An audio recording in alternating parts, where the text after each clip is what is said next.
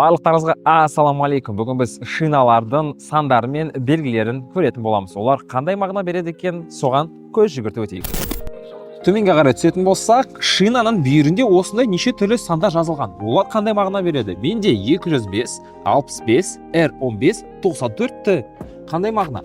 205 дегеніміз бұл машинаның, яғни шинаның бүйірінің мына жақ пен ар жақтағы ұзындығы екен. Миллиметрмен өлшенеді. Сонда 205 миллиметр дегеніміз 20 сантиметрге кетеді.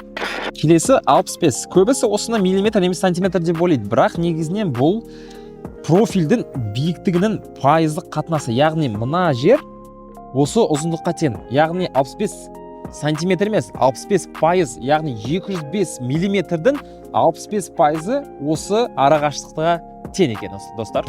Ал келесі бізде R15. Көбісі осыны радиус деп санайды. Негізінен бұл қате. R дегеніміз бұл шинаның түрі.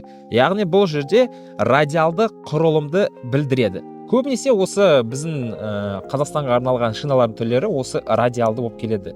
Ал 15 дегеніміз бұл дискінің диаметрі дюйммен өлшенеді. Жалпы осылай достар. Келесі бізде 94-ті.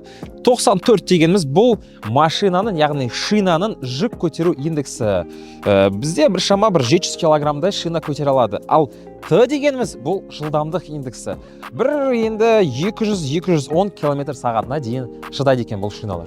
Келесі қосымша белгілер бар. Бұл жерде ағылшынша M плюс S деген мағына, яғни қар және балшыққа арналған. Яғни все сезонка дейді ғой көбіне. Осы қысқа да және осындай бір жаңбырлы ауа райына дәл келеді. Келесі соңғы бұл DOT.